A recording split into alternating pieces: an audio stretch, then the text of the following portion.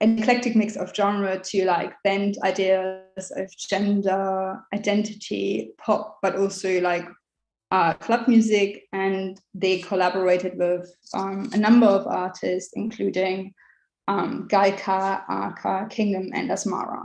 And the next person I'd like to introduce is Dasychira. They're an Amsterdam-based, Johannesburg-raised artist, musician, and co-founder of the music collective Unseelie, alongside Quali, Fabricant, and Sentinel. They also run the label. In 2019, Dasychira released their debut LP Extreme on Berry Records, and last year they released on Unseelie their mixtape Hollywood Forever. Their music engages with magical realism and notions of youth in exploring gender and fluidity and creating textures of fantastical soundscapes. And they collaborated also with a number of artists. Their music engages with something like magical realism and myself, notions of youth and exploring gender. What's happening? I don't know what's going on. Okay. It's just a technical issue. Yeah, there's like this like echo thing. Yeah, I had an echo. But they collaborated with Ambachi, Malibu, and Yiki. And I'm a researcher at the University of the Arts in Bern. I'm also a music journalist, and I'm also one of the co-curators of DICE Festival. Hi to both of you. Thanks for joining. I'm so excited to have you both. And my first question is to Dasychira. And I'm also going to do a bit of explaining before. Unseelie was founded around like 2017 and started out in New York and Baltimore as an event series and multimedia collective, but you also went through changes through the pandemic, and you explore like magical realism and speculative fiction, which is already implied also in your name. Like Unseelie comes from like Scottish folklore, and they're like these cheeky fairies and elves. So it actually a soft question as a start. It dives right in. Can you explain what like magical realism is to us, and like speculative fiction, and the role of this in relationships to the collective and also to your music? That's a really good question. I think it's a good like starting point, I think, for this conversation as well. Like, you know, for what we're going to talk about in terms of like how things like fantasy and like natural realism, magical realism, and, you know, sort of poetry can like connect people like across different time zones, like from different like paths of life. And especially like it's really interesting to see in cities and stuff how like these energies like coalesce. So I'd say, yeah, like magical realism, it's been around for a really long time. You know, like I think a lot of storytelling, a lot of folklore, like even a movie like Pan's Labyrinth is like a classic example of magical realism, which is basically a blend of like the real world, like the reality that we live in, and the sense of like magic and fantasy, and when those two things come together. So like, you know, when you can find in your everyday life like the sense of magic or whimsy, and to kind of actualize fantasy, like I think a really big part of Unseelie is like about like actualizing like fantasy and bringing to life like what you kind of manifest like out of your intention. You know, like for us it was like to create a space where it was like an event, it was still like a show where you could see like people perform and like DJ, but we wanted to create a context for like, I think especially around that time, 2017, 2018, the kind of music that was being made in New York and like in the East Coast where I was living. Like artists like, for example, like Sentinel was like someone I've always really wanted to like put on more, like perform, like for performances, for shows and stuff, like try to get him to perform because he's like super low key. But I just saw like in New York and the East Coast, there are a lot of like musicians and artists who like really tapped into this feeling of like, there's like this parallel, almost like existence or this parallel world to our own world that we can actualize through music. Like we can enter a fantasy or we can enter a reality through our music that that I guess we determine or that we create. So feeling like very much in a similar wavelength to Sentinel, to Qualiatic as well, to Cody, who's like a poet and also like a clothing designer, and she lives in Baltimore. Like all of us were like very much interested in how much can we almost like live this every day. Like how can we manifest and actualize this feeling of magical realism in our daily lives? And for me, my daily life was like a lot of like club shows and going out and stuff. So it kind of came together in that sense. It was all very natural. But I think, yeah, the biggest thing is just kind of like how much things that are like subtle, like for example, like if you see like the reflection of like a rainbow in like a slick of oil, like on the side of the road, you know, and how much more you can see into like these details around you that might seem like very minute and subtle, but there's like this hidden sort of magic to them. And yeah, I think it was just a matter of like kind of like establishing like a space that was like not necessarily like you going out to the club just to like get lit and like I mean party. I mean, obviously that's fun. Like I love to party and like have a good time. But we wanted to create a space where like people could show up and like there was like zero social pressure. If you wanted to, you could just like read a book, or you could like just talk to people, or like do your own thing. Like there was very little like pressure or expectation for people to like perform their identity, which I found interesting. Like I felt like even though identity in my experience, like I found for myself is quite a performative thing. In the context of unseelie, I felt like that our daily lives, like going out and like code switching just to kind of fit into contemporary society, that was actually performing. But when I felt like being at unseelie, like we could kind of like drop that, and the performance was really just being ourselves, like around each other. And it felt like a very like, yeah, like just optimistic environment. Like there was a lot that could manifest out of that, and a lot that could be created from that. So that's kind of like the context, I guess.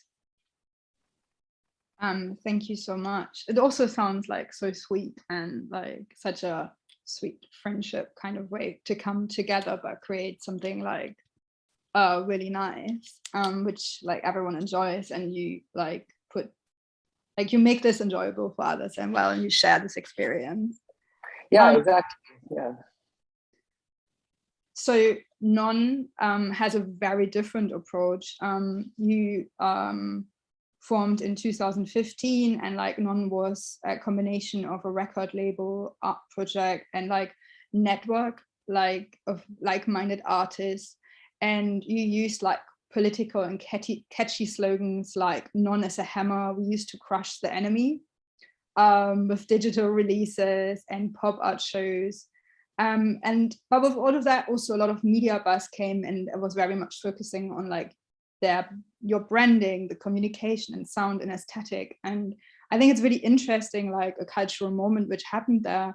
Can you talk like about the political and artistic backbone of Non, and how you perceived also the political climate at the time?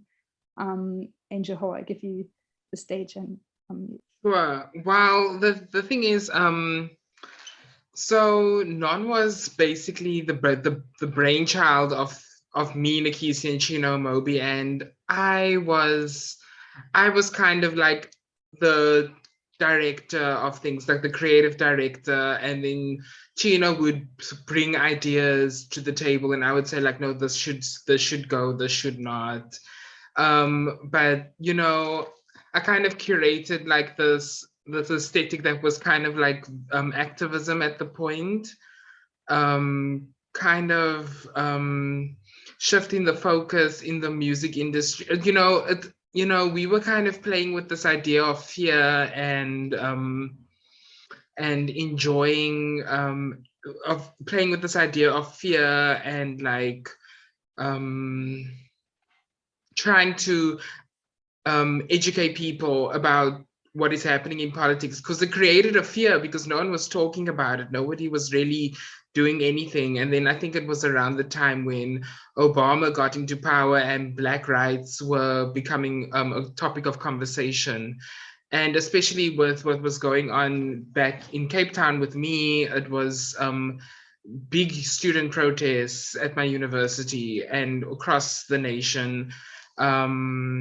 Lots of, we were basically being taught racism to then live the reality of like enduring the discourse and applying it to our lives, but never in a decolonial sense. It was always in a way that was like that we were taught it, and that we had to live regardlessly with this knowledge as youth, and that creates a lot of trauma. And we were kind of filtering out this way of how can we decolonize this dialogue, or how can we bring conversation to it. So we used many slogans, many different types of visual communication, and we kind of took ideas from what was being created during the World War II with the war. We played and created our own type of propaganda, which was art, which was an artistic statement. We created propaganda that would promote discourse and promote the works and lives and artistry of the African diaspora. So, and also people on the continent of Africa, artists. So yeah, it was just like a whole lot of things colliding at once, and yeah. Yeah, I mean, I do remember it, and like it was such a big thing, because I felt like I think you can never be the first, but I think in this moment there was a really big cultural moment, which you were at the right time, at the right point, and everything just came together so neatly.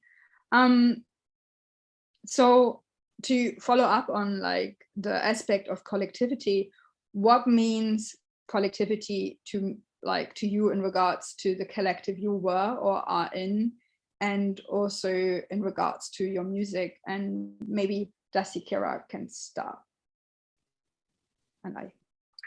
Yeah, I think that's a really good question. It's really, really cool hearing like Angel Ho talk about the origins of non and stuff, because we both grew up in South Africa. I mean, I grew up in Joburg, which is like 2 hours flight north, and it's a little bit of a different world from Cape Town, I think, but like it's still very much like the same country. Like, but yeah, no, I was just thinking about like what it means, to be a part of a collective, or like what it means to be a part of even a collective consciousness in general. Because like growing up there, it's like, I think my experience in South Africa was like quite westernized in a way, like especially in Johannesburg, like in the north and stuff. Like there was always like fast food and like shopping, and people like living their like kind of bougie lives and stuff. And like I didn't really feel like a sense of like connectedness there as much. I mean, like I would go out occasionally. Like there was some clubs I used to go to, like called like Kitcheners was like one I see like a while ago, like the Great Dane, and I'd spent like I think the most interesting moments for me were like where I actually like went into like Braamfontein, or like went into like more kind of like into the city, or like out of the city even, and like visited like other parts like outside of Pretoria, outside of Joburg. And like I feel like the senses of community I felt in South Africa at least were like always kind of contained in little bubbles everywhere, which was something that I also felt like when I got to New York, was that there's like a lot of like these sort of disparate like bubbles of community and of culture. And I think since I was a child, I always wanted to kind of find my place like within community, but also like socially, like kind of this idea of like being a part of a group. And I think also like I used to have a different music projects when I was living in South Africa. I used to make this sort of like indie, like sort of pop music as like a different name. And I actually remember I went to Cape Town like in 2014 to perform a show on Long Street. And I remember like around the same time, like one of my friends, I had this really good friend from South Africa, his name's Guy. He took me out to a party that Angel Ho was performing at, and it was like one of the coolest things that I went to, like, and from that time, because I left South Africa in like 2014 to go to the US in 2015. But I remember like my friend Guy took me out to this show, and Angel was DJing, and there was someone else performing as well, and it was like this really cool space with like a lot of mirrors. There were like a lot of mirrors, and like there was like a lot of like fog being blown and stuff, and like everyone looked amazing, and I just felt like, you know, it's really cool to discover like these pockets of culture, you know, like in different places. Like I felt like I was really lucky to find like all of these like amazing pockets of culture. And I think that's also why I'm so interested in, you know, this sort of sphere of like electronic music or like underground music and stuff like that, is that there are so many interesting like artists and collectives and cultures who like have like a really amazing intention in what they do. And I think for me, it's like the idea of like collectivity or like collective consciousness is really like kind of finding a way. I think like for me, the goal is almost like as a creator to find the thread between all these different like communities and collectives, and to find this like commonality or this thing that we have in common to celebrate, and like to, yeah, I guess connect in this like sort of metaverse, like hive mind that we exist in now, because we live in a time where there's like so many different, like everything postmodern Renaissance is happening at the same time. And I think my goal as like someone who's like in a collective is to kind of create from a place where I can like find this like glue, you know, like this like social glue between what I'm doing with a collective and what other collectives are doing, and what we can come together to celebrate, you know. Thank you. I also love that you talked about your experience in South Africa, which is like more connecting to what Angel Ho said. And I think it's cool that you actually went to a show before you went to the US and stuff. But because of the collectivity aspect, a question goes to you, Angel.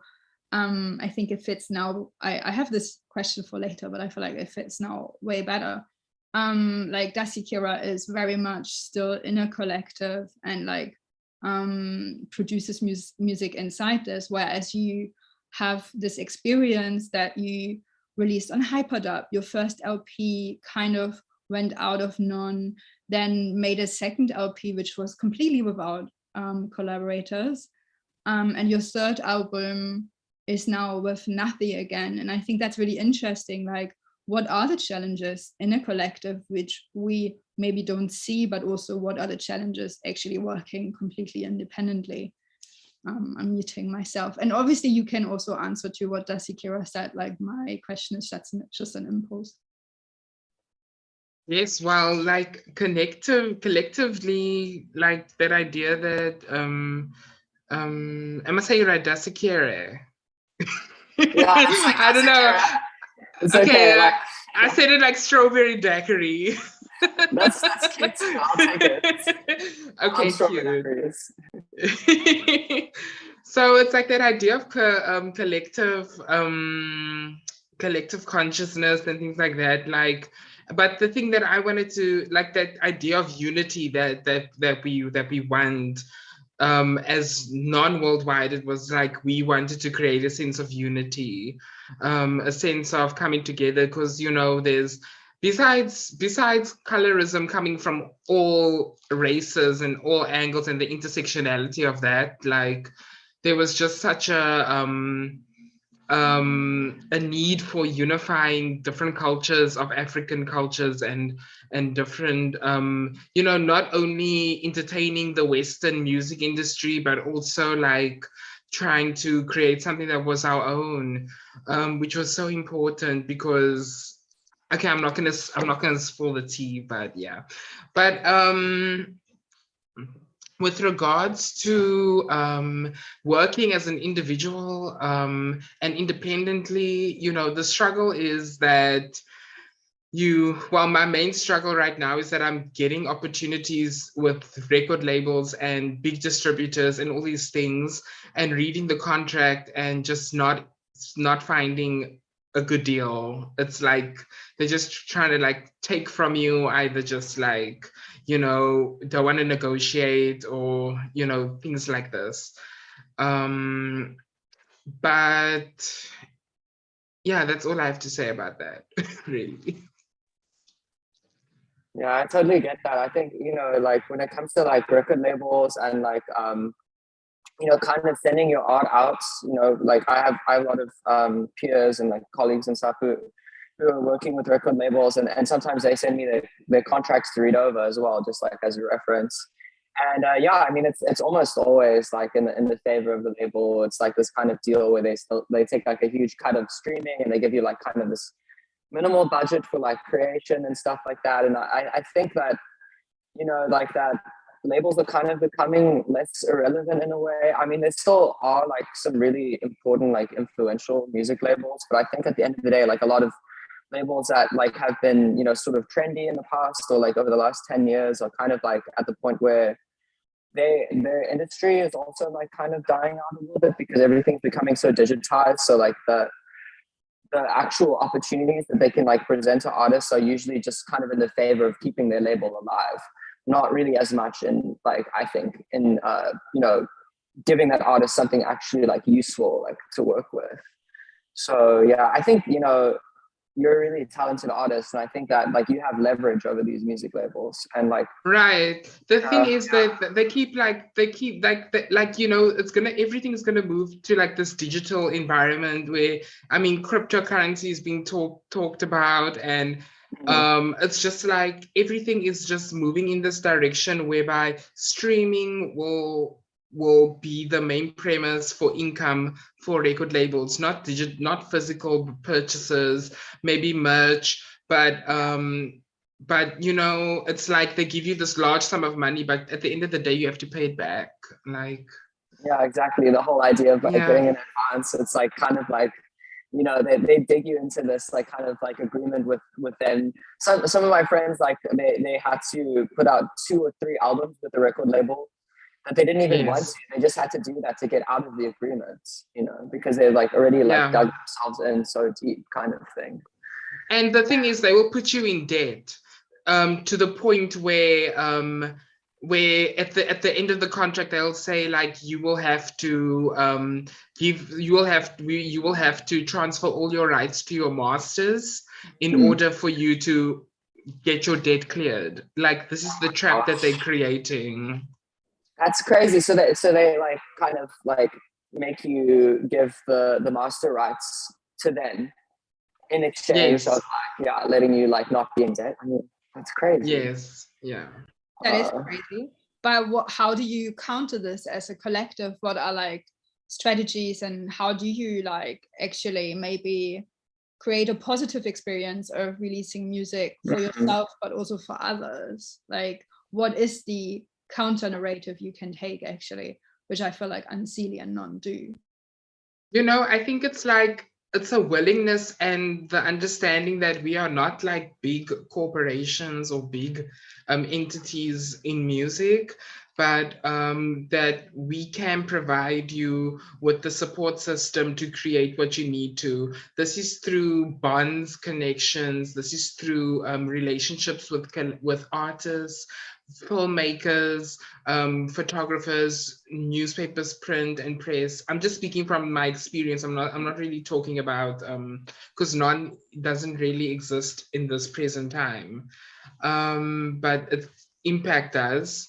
But I'm just saying, like, there needs to be a willingness from the artists to not expect the Megan Thee Stallion budget or the Beyonce stadium, you know.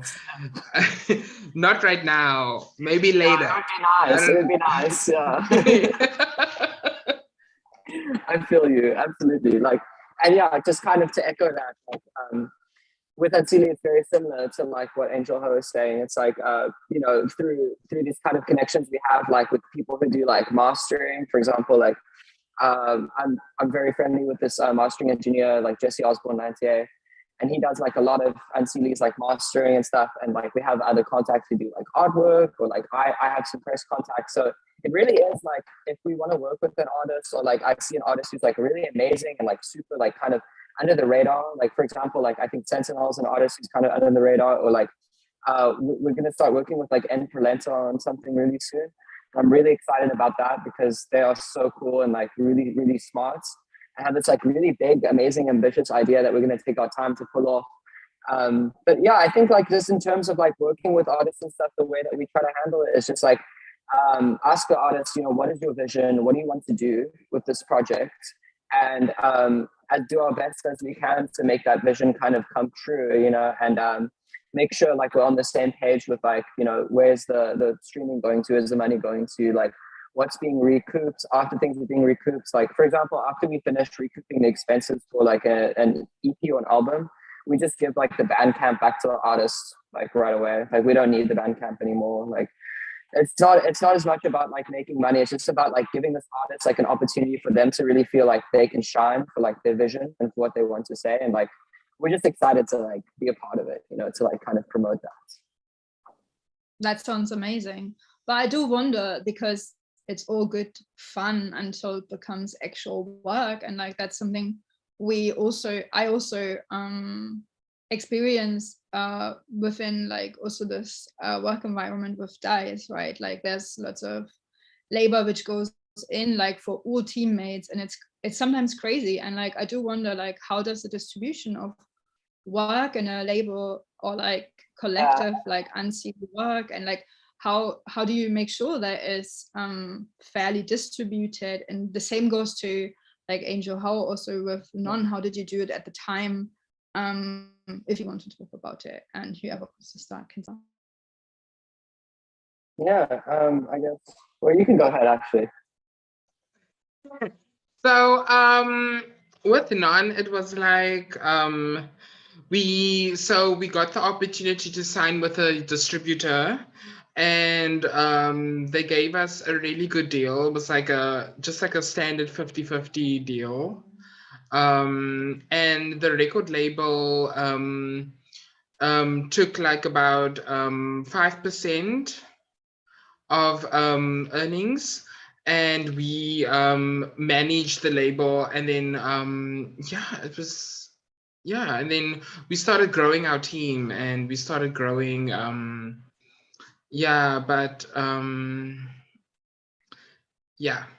that's what I have to say. Got you. Yeah, it's always tricky, I guess, in a collective, like, how do you allocate like work for things, right? Because at the end of the day, like we're all like artists, you know, like, I mean, I have to do as much as I can, like in my daily life, just to survive, just like to pay bills, just to be around and stuff. So it's like when you know, something like music, which is like for most people, something that's just from joy, from, you know, self-expression, from creativity, like when that becomes work, it's like that becomes time. And, you know, time is money. Like, not everyone has all the time in the world to go through spreadsheets and to make sure like all these catalog numbers have like the right like IRS numbers and stuff like that. I mean, like, that is just basically like what comes with running a label to a large extent. And I guess like in the case of unseelie, like I was always pretty adamant with the, like, you know, taking on the responsibility of like running it as a label. I was always like, you know, I feel comfortable putting 100% into this. And if other people want to contribute, that's cool too. But I'm kind of like acknowledging that if I put 100% into this, that's like on me, and I'm cool with that. And then the other members, like, they have other skill sets that are not like as technically like business skills. Like, for example, like Sentinel has a really amazing ear for music. So online, you know, like, we'll just discover like all these crazy artists, like all these like super cool, like weird, like mixes and stuff like that. Like Sentinel brought like this artist called Lulu to like our attention, and we ended up releasing a mix with them. They live in France, and they make this like really crazy, like just avant-garde, like very challenging music to listen to, which is amazing. But yeah, for example, like Alex, like Sentinel has a really amazing ear for music. Like Ariel Qualiatic brought like the Galen Tipton and the Nigri releases to us. So everyone kind of has their feelers out, you know, for like different stuff. And kind of from like the label end of things, like I've kind of cut my teeth like interning and working at different music labels before. Like I used to work at Blueberry Records, like as an intern. Like after I released with them, first I released with them, and then they kind of asked like, can you help me, because you like know how to do this. And then I interned at Uno NYC for a little while, like kind of just behind the scenes, learning a little bit more like about how record labels work. So by the time I like finished those internships, I kind of felt ready, you know, kind of to take it on my own. And I have those skills and I have that experience. But it is still time, you know, and I think it's really important. Like if you're an artist and you're a creator, and also like you have to work other jobs, you have to do other things like to help yourself like kind of survive. It's really important to kind of like allocate the time for that. Like, you know, for example, if I'm running the label side of unseelie, like I don't want to spend like 12 hours a day doing that, because that's just going to kill the fun for me. It's just a matter of like, okay, how much balance can I create between like, you know, this is when I make music for fun, this is when I'm chilling, this is when I'm working, this is when I'm doing other work. It's like very much just spinning different plates. But as long as I'm like kind of clear like to myself about which plates I'm spinning, and also like if I'm communicating with the other people in the collective, like kind of what decisions we're thinking of taking, like what direction we're moving in, then usually it's okay. I think it's just like communication and making it like kind of clear for yourself, like what your balance is, or like also what your like how much you can actually take, like how much pressure you can take on and stuff. Yes, thank you for this. Like also, yeah, you really have to like self-organize and create boundaries and accept other people's boundaries. It's like so much also work you have to do, which has nothing to do with like actual work at the collective, or like, yeah, it's also self-work. I feel like that's quite a big part. But I want to move away a bit further from the collective side, and I want to go further into the music, because like, oh my God, time is running. And first of all, I would really like to recommend the documentary Angel Hope put out last year. It's amazing. You give so much insight into your life and into your work, and I think it's really interesting to watch, but I think many people have not seen it. I will later put it into the chat, and I think we will also stream it around 5 p.m. I think Mara said, but she can also correct me later and put it in the chat. And my question now, and also for the audience who didn't watch the video, can you talk about the relationship between like the album cover and the visuals you created around this and your music? Because I feel like there is a strong visual backbone to your output, to your music output. Are you talking about A Time to Die? Oh, I'm sorry. Yes, I'm talking about A Time to Die.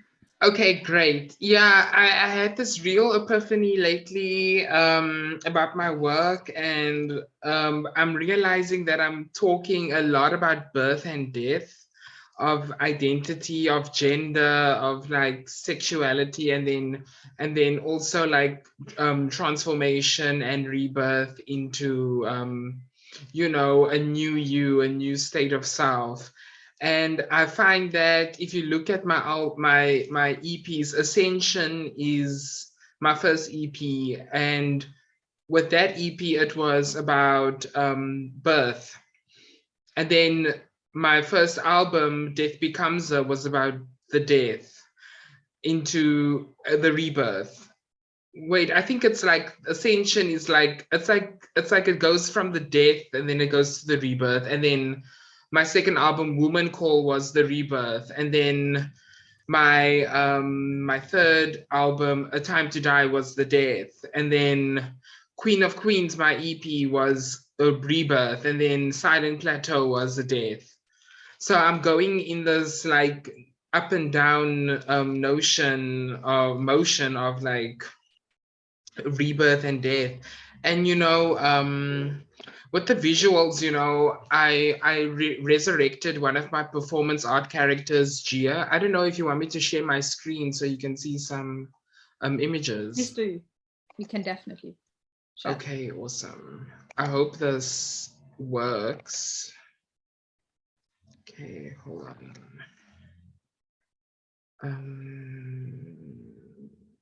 That works. I can see it. Okay, great. So this was the performance art character Gia. And Gia was Gia's name means born through the flames, born through fire. and I wanted to do a performance art piece at the Berlin Biennale about accepting one's transness, accepting and talking about a changing body and things like that. So yeah, and then like a lot of my visuals have to do with transformation and talking about transness and, you know, and the body, the intersectionality of the body in relation to the public, and what does visibility mean, and give and a performer in a position of power, and what does that mean for the audience. Yeah, so and then yeah, these were some of the images. Like with my visuals, you know, I always like to have a sensibility of like the pop avant-garde, or doing something that is kind of like not really of the moment. I'm kind of just doing things as I please. I'm never really like following a trend or anything. I'm just creating as I please. And yeah, like I would like to discuss this visual. This is the Red Devil, which I made a mixtape of, and it was inspired by this character that is part of the Cape Minstrel band heritage, the Klopse. So what happens is, in the beginning of the band,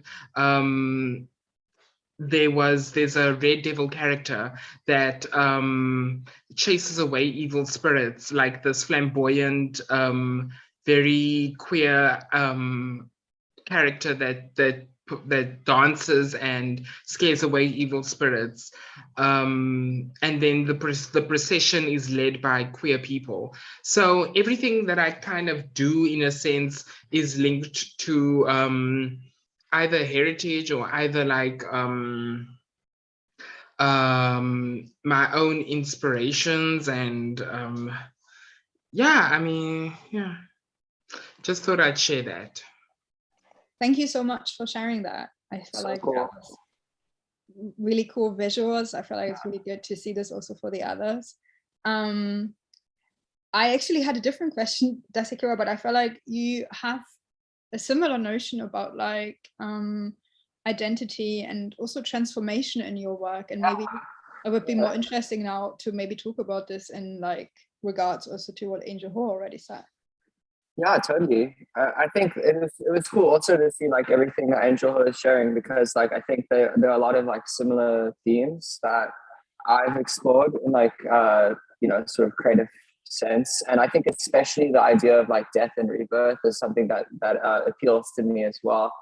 Also like queerness, and using this idea of like, you know, kind of transmuting the idea of like kind of what terror is, you know, like playing with terror, playing with elements of like horror, of dreams, of fantasy, and to create these like kind of vehicles for self-expression where like, you know, I really like this this character that that Angel has of the Red Devil, and how that kind of like is this this divine being who can almost like, you know, scare away like bad spirits, you know, through this like bright, like wonderful, like sort of expression, you know, of self. And I think for me, like I like to toy around with like the idea of horror a lot, and like ghosts and spirits. And like I think for me also, like when I perform, it's almost like kind of like a ritual, like the way that I get into this like character, and like how I kind of use this like the power of music and the power of community, and of also of queerness, and of self sort of like actualization, to dispel bad spirits, to dispel, you know, almost to create this like very I guess the word that I'm kind of looking for is like this kind of like an exorcism. yeah, exactly, like exorcism. like kind of just to exercise like all of the stuff out and like to create an environment where like, you know, To raise the vibration.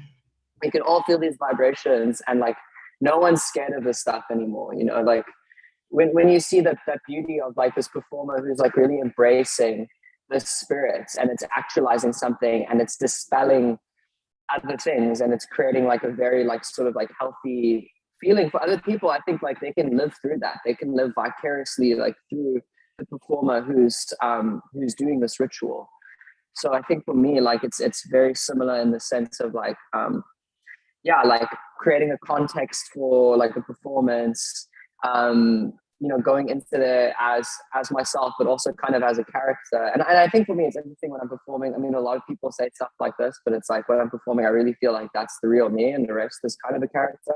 And I feel what's exciting for me is like performing is this chance to like exercise this kind of like, you know, like take the mask off, so to speak, of like what the mask actually is. And that's the exciting thing I think about like performance. Also, about like especially like incorporating visuals into your work, and to really create a world around like what you're doing. You know, I think Angel Ho does that really well. I think Non, of course, like created a big like world, like a sort of feeling of like global around the collective. So yeah, I think all those themes are like very, very interesting and also important themes, and that they're very universal. And I think one thing that really excites me a lot is like that a lot of stuff that feels like hyper personal, or like kind of like in a way lonely, or like kind of like repressed.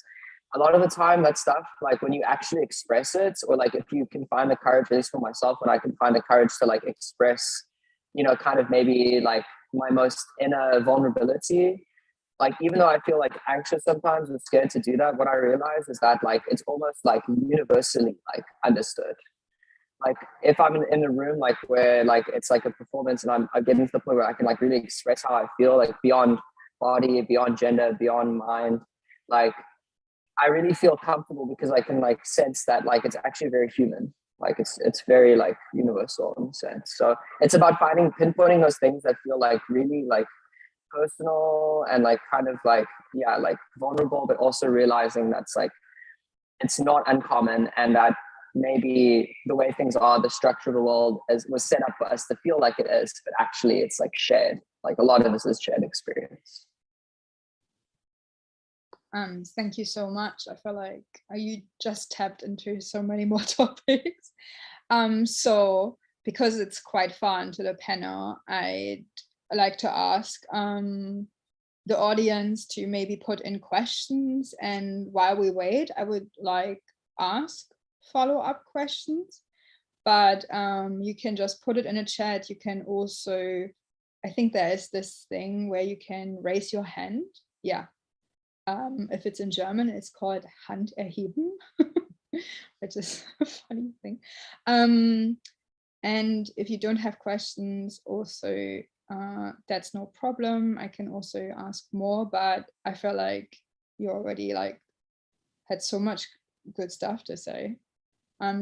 So while I wait, maybe that the audience, there are actually people actually listening. I can see this. Don't be shy. You can also put on your audio. Okay. And while we wait for questions, I have a follow-up question for you, Dasychira. Because you have, it's not like Angel Ho's work. I feel like Angel Ho, you also work with almost like avatars of different identities of yourself. And you actually created like soft toys. Marlo, Mimsy, and Monstro, if I'm not mistaken. That's right. That's all of them. Yeah. I love them. They're just like, they look so sweet and also a tiny bit evilish. It's like, exactly. It's a good mixture. And I wanted to ask you, like, what is the role of those, or what could be this role of these avatars, but also like other avatars? Like, what do they represent? But also, yeah, you kind of tapped already into it, but I feel like maybe further into it. And to me, they're almost just like they're like the key holders to like the psychic realm. Like they're the ones that like kind of they have they have the keys to the gates and they can open the gates, you know, and like kind of, I've always really liked this idea of like, there's like the etymology of like the word like genius and like where the word genius comes from and like why the word genius kind of has these like negative connotations. Because from what I was told, like, and I think it is also like kind of written about, but like the Greek origin of the word genius came from not like people who themselves were geniuses, but they all believed they had like kind of a divine, there was a divine energy or divine presence where the ideas were coming from. And the genius was like an angel that carried like the ideas from like this divine world, like to this person. Like it was never like this person like is the genius. They never were this higher force. They were just like a vessel kind of to channel this energy like from a higher force. So for me, like, I think the mascots are like kind of the geniuses, like the plushies to me are, because like they kind of represent to me this carrier or like this being or this entity that can like kind of transfer ideas from like the divine realm to me. Like I don't really feel like as much as that it's like my role to do that. Like I'll receive it and I'll like you know, try to bring it to life as much as possible. But I think, yeah, I like to see it as a kind of like an angel, like a carrier in a sense. And yeah, I think that I kind of want to keep it that way. I kind of want to keep it like that. I'm the one who's kind of like, you know, on the earth, on the ground, on soil, kind of like receiving these frequencies from somewhere. And yeah, I like kind of giving the role of the plushies this, yeah, messenger. Thank you. I just noticed I had my speakers on, but I hope it didn't mess with the audio. Okay. We got the first question from Danielle, and she asked if you can talk about your influences and are there other collectives and contemporary artists that inspire you? Angel, how if you want to talk about it, or Dasychira. I really enjoy, I don't know, you know, I feel like I'm like old school, you know, I'm still trying to figure out what the aesthetic is that I'm creating, what exactly the inspiration is, you know, not the inspiration, what exactly the sound is conjuring, what is it, how do you define the aesthetic? But there's reference points like Ghetto Gothic was definitely a huge influence. Whatever Venus X does is like inspirational, and I like Anti-Mass. I think they're a great collective. And Nyege Nyege is also really cool what they are doing, especially on the continent. It's really nice to have a music festival that's for the electronic arts, you know, for the experimental electronic arts. And who else inspires? God inspires.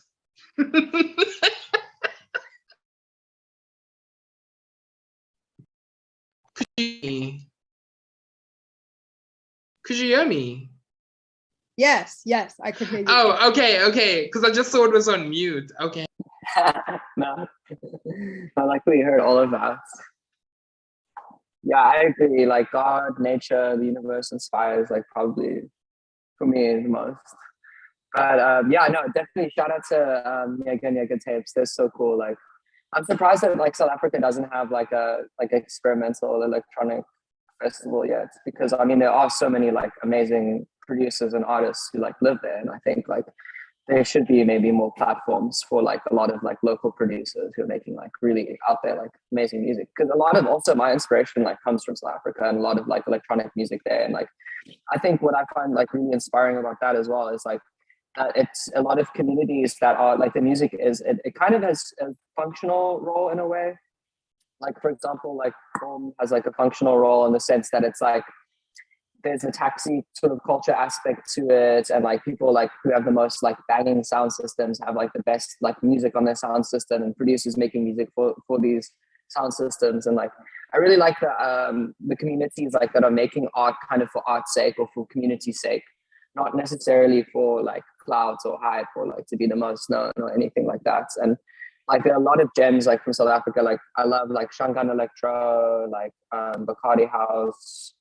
Like there's always something new. There's always something fresh like coming up. Like especially outside of like Attridgeville. Like sometimes people send me emails of like music that's coming out of there that's like really amazing. Like sort of on the Bacardi House, deep house tip. Some really cool stuff. But yeah, I mean honestly, like inspiration. I think for me at least, like I try to find inspiration like outside of music as well. Like I'm inspired by a lot of music and collectives, but I love like finding inspiration in like film or in like anime or in like books, and trying to kind of like translate this inspiration that I found somewhere else, like in a different medium, like into music. Like if I can like read a book or like an amazing story or a true story and think like, how can I bring this feeling into my work?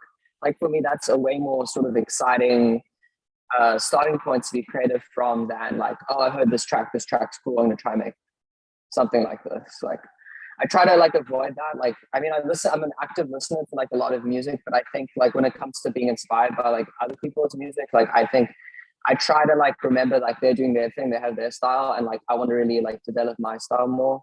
So the way I would do that, I guess, is by looking at like things outside of music for inspiration. Thank you so much for sharing this. I have there's not another question from the audience, so I'm just using this and can ask you more questions. I wondered like, what is actually the process of making a track and actually making a track with a collaborator? Like, because you just talked about inspirations, but I feel like there's also all this actual work behind it. So can you give a bit of insight into this? Well, like making a track with myself, I have like this 2-hour limit, whereby the track has to be finished, or else I just I like sit at my desk and I would work on it consistently till it's complete, or till it sounds like reasonable, and then I'll return to it maybe with like cleaning it up, doing some technical things here and there. And then with a collaborator, you know, it all depends. With a collaborator, it's like you have to consider them, and you have to obviously have this relationship and connection. And you know, I always only go into a collaboration if the person is as enthusiastic as I am, or else I just don't do it anymore. If the collaboration doesn't move consistently, and if it doesn't if there's no like updates or anything, or like this urgency between both of us, then I leave it. Yeah, honestly, like that's so on point, because like it's very similar like for collaborations. When I started, like I think one of my like first collaborators like under this project was with Mbachi. She's amazing, and she loves Angelo as well. Like always says like such good things. And like when I met up with Mbachi the first time, like to work on music, like we didn't even work on music. We just hung out, like we just spoke, we got to know each other, like what we're interested in. Like I was making this EP about like bugs and stuff, so we just like spent like a few hours just hanging out, talking about praying mantises, like walked outside, and then the next time we met up, we like decided we are going to start recording, and it was like very like natural. Like there's no pressure. That we could tell both of us were like equally like as excited about this collaboration. Like we're both putting effort into it, we're both excited about it, and also we get each other as friends, you know. And I think for me, like, I mean, work is work, but also it's when you're collaborating with someone who's really on the same wavelength as you, you don't really have to force anything. It's like a tap you can just turn on. It's like your creativity is running, it's flowing, and like you just make magic together just by being in the presence of that person. So I definitely feel that like when I collaborate with people, it always has to be like, you know, both of us are equally as passionate or excited about the project. Otherwise, it's not really gonna come to fruition, or we're not going to make something we're like proud of or excited of. So yeah, I think collaboration, definitely, that's a big important factor. Amazing. I have another question, and then I also just asked that to Mara in the chat, if we can actually maybe play 2 videos, like I would like to play afterwards, because we do have a bit of time to maybe play the 9-minute documentary, and also your video, Eternal Family, because like the Monstrum Mimsy and Marlo are there, and like people can maybe see what we just talked about. And what was my what was my question? I'm sorry, now I have to look on my phone because I have my questions on my phone. Oh yeah, that's a very more organizational question, which I'm interested in, and it goes to Angel Ho. Like it's a past kind of with non-worldwide, but maybe you can still elaborate on it.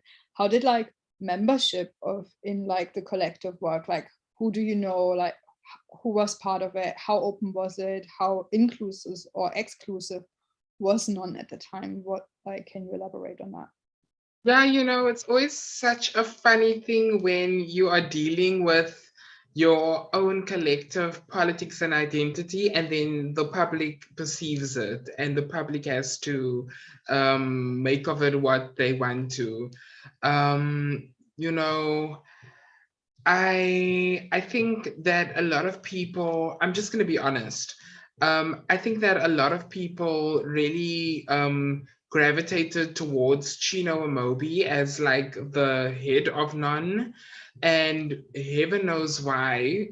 It doesn't make sense. It was supposed to be led by femmes and queers in order to decolonize what it means to, in order to practice decolonial work.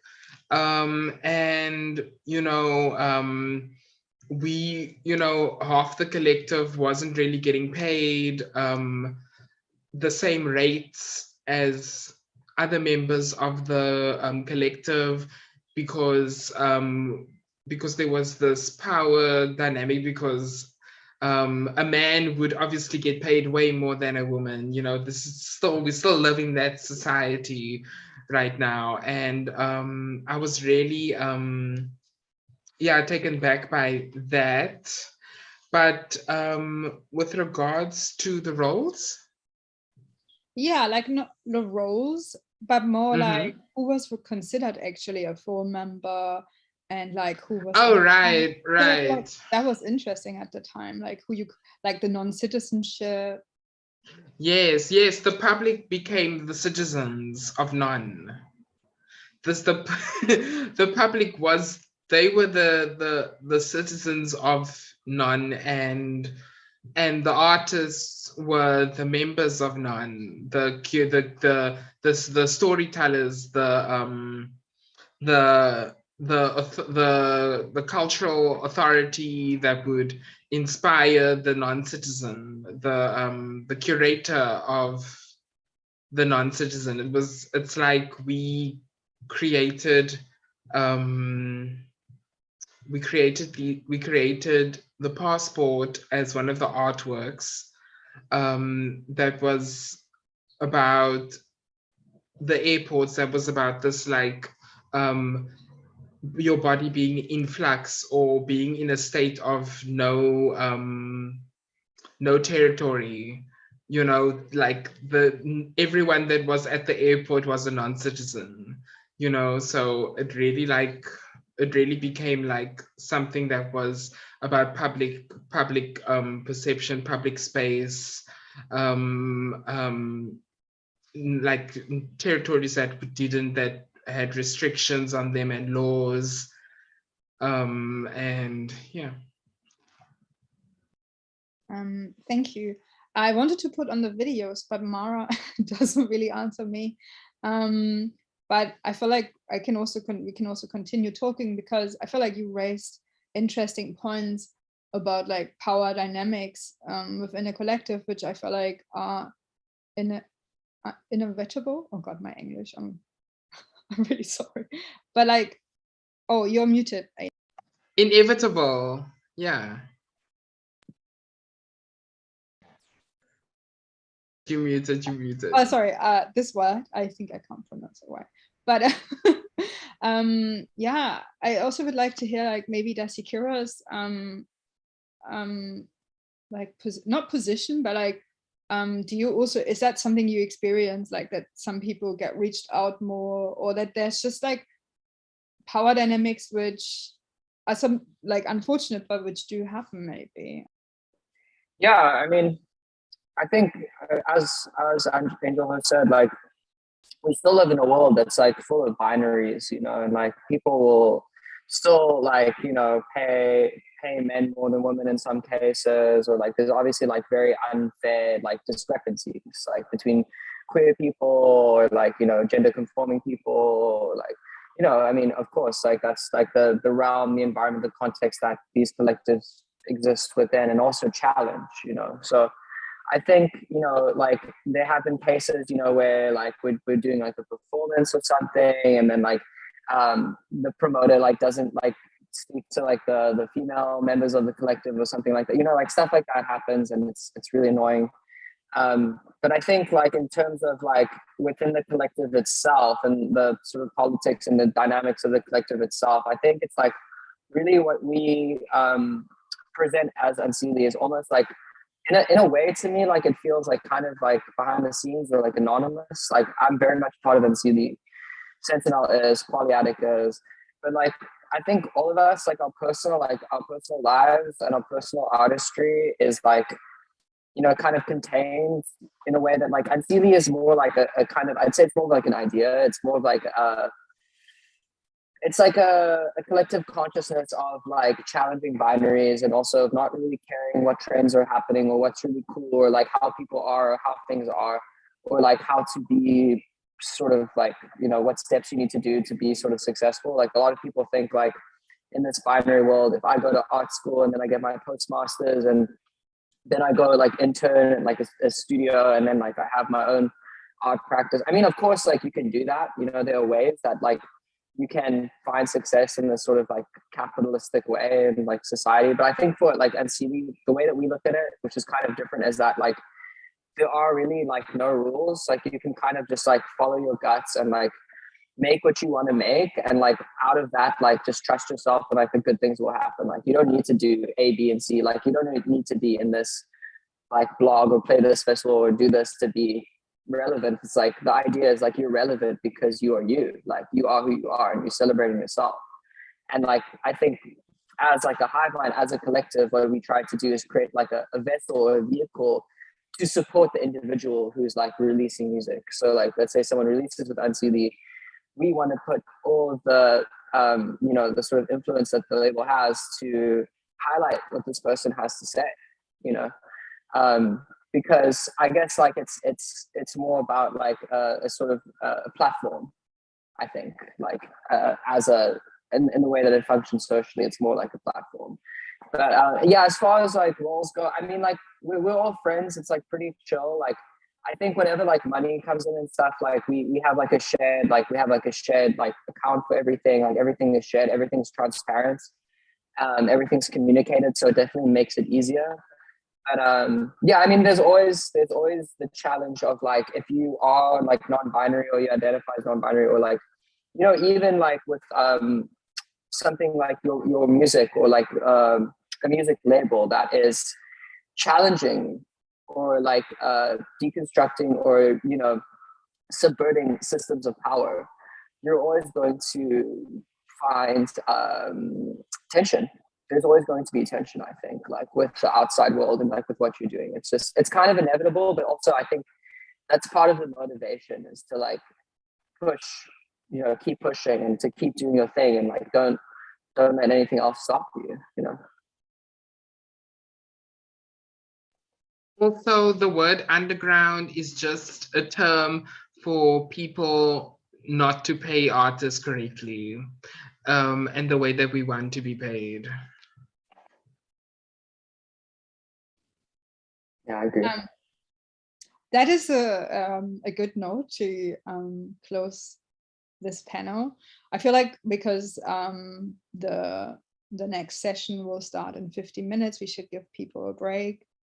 I would like to thank you, Dasychira, but also Angel Ho, for talking so frankly also.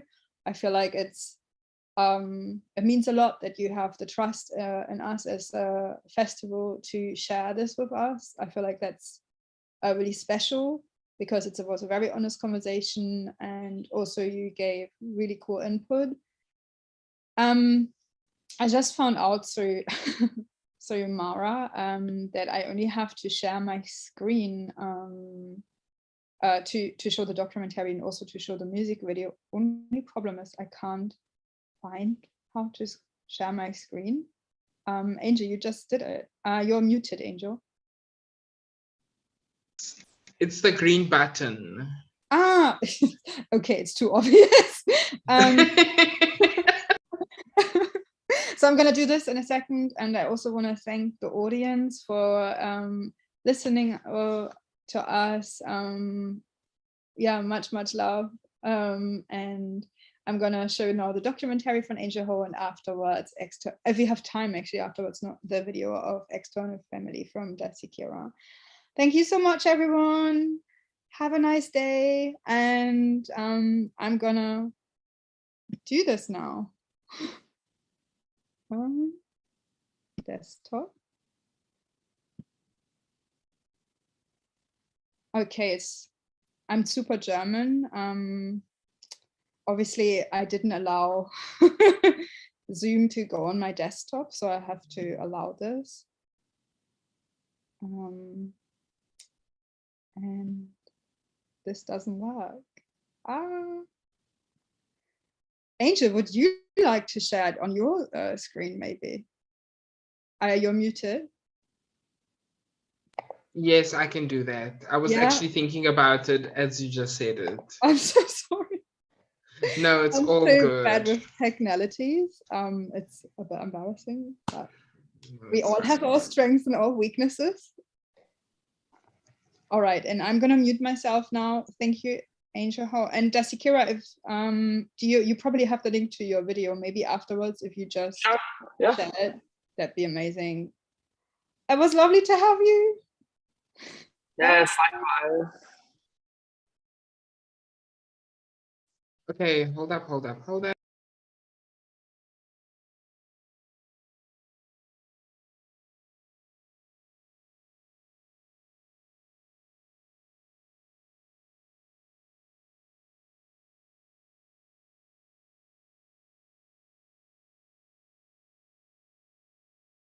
Memory you have of me as a child. You used to climb in a cupboard, and that was your hideout. What did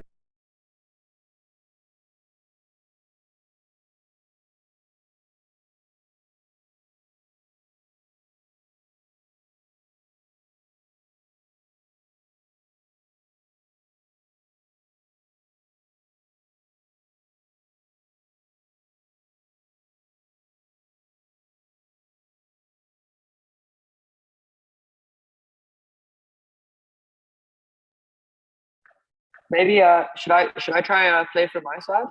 The documentary? Yes, please. That would be awesome. Yeah, Thank sure. you. Is it on YouTube? I do that? You just close the cupboard, and then I'm looking for you. Okay. And here's the dog. Please play it. Okay, no problem.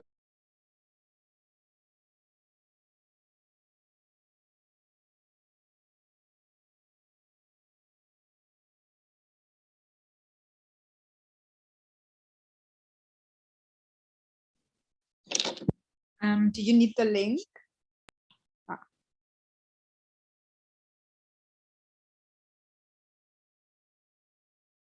It's this first one, right?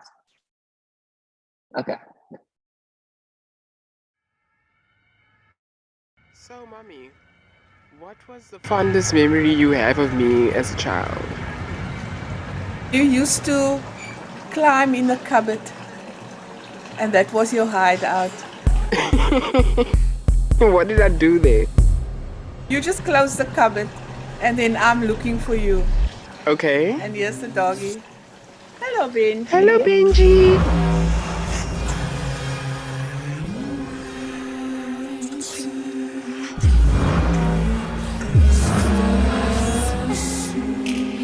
The plan is to look like a geisha meets a club kid meets solitary confinement. Look at this. How to share sound on Zoom. The goal is to look as if I'm a spirit. Can we get a little headshot of who? Me. I was walking in the streets of London and all of a sudden I just heard a mass amount of people talking and saying the same thing over and over in different voices. I thought the whole of London was trying to like attack me, like it was very overwhelming. After a while I realized that everyone's mouths are closed. And then as soon as I like got in a calm state, it was dead silence and just cars going by. I was scared that I was not gonna have a normal life ever again. They said on my certificate, schizophrenia unknown. It disrupted everything. Like I was at a point where I couldn't read, I couldn't even speak properly. I would literally wake up at 7 a.m. in the morning, immediately have hallucinations throughout the whole entire day. And going to bed, I would put my head on the pillow and then I would just hear voices. An alien came to me in my dream and then it was like a grey light. Then I saw this alien with like a big head and like hair going all the way slick back. And I just saw their eye and it was just like a flash and it was just gone. I have a sense of spirituality that I can't define. I like tap into it sometimes. It just opens so much possibilities for me. Like even when I'm hallucinating, it really gives me such a sense of pleasure now.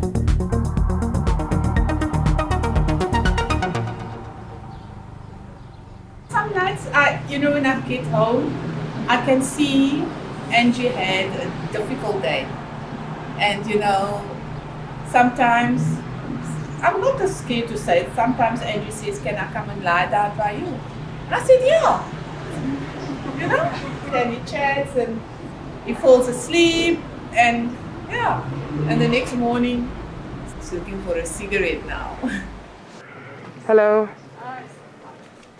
I'm looking for red wigs. My medication has helped me a lot. It just took a while for my body to like figure out the chemistry to do the magic. Now I can live like a normal life. I don't have like the worry or the burden of anticipating hallucinations. So this is how you sew the wigs together. So you see, you take 2 wigs. I'm just taking the needle through. And then now I'm just gonna sew it like a snake. See which? I was a musician before I became manic. Welcome to the party. My career was thriving. I was doing shows all around the world. I was doing residencies.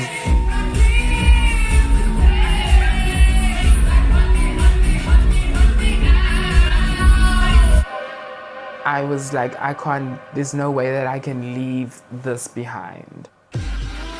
I decided to jump back into production. I'm dancing on air. With my album, A Time to Die, it's basically going through the apocalypse and finding hope at the end of it. I'm thinking the video should start off with me in like a cave, kind of in a fetal position, waking up. Maybe I look down at my feet and then they're just like really dirty and I like need new shoes. I'm just kind of like animalistic. I'm very like out of not from this world, and then maybe dehydration or like loneliness.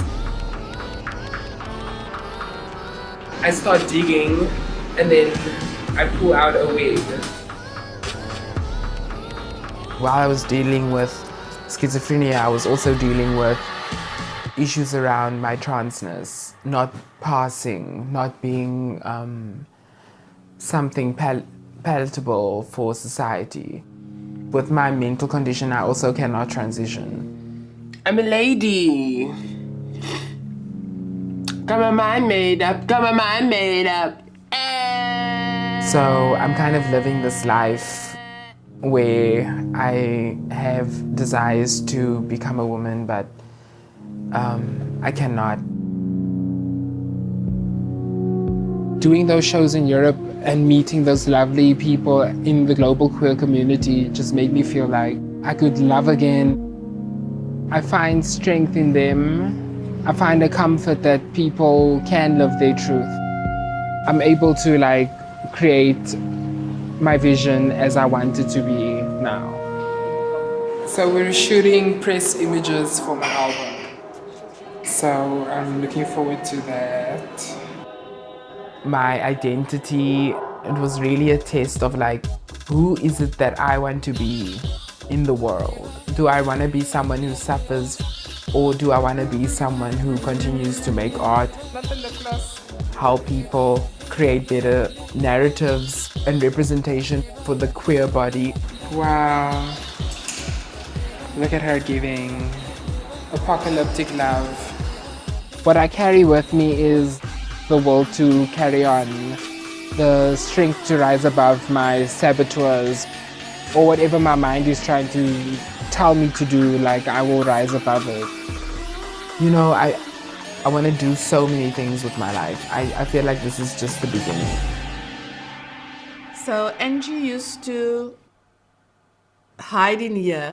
You just hear this little voice coming out and say, I'm here, I'm here. And when you open the cupboard door, it's a delight to see. So that is a smile that greets you when you open the door. So Angela, what is your fondest memory of me? Of you, mommy? Oh. Well, my fondest memory of you would have to be you singing Whitney Houston in the lounge in Famous Road. Wow. Okay. Yeah. What was the number of Whitney Houston? Don't make me close. And you reach those notes. Cheers to that. Cheers to that.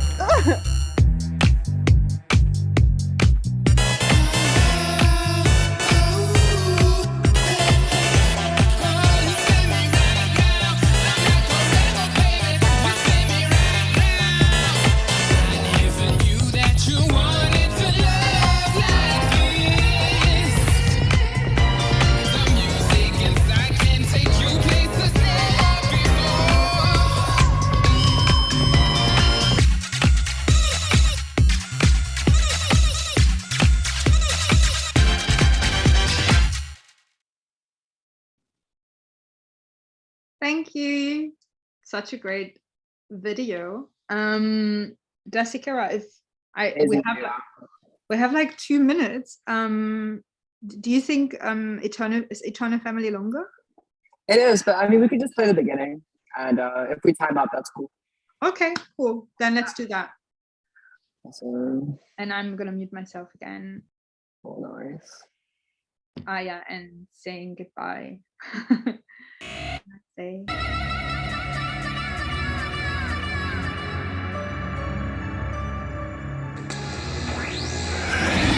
TV Productions presents. What's up, guys? We're out here again for a very last video.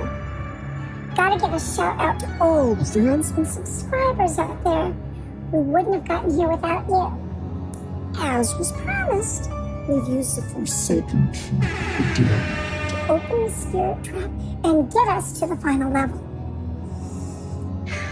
Even though we won't be together anymore, just be happy knowing we will be together forever. Bye.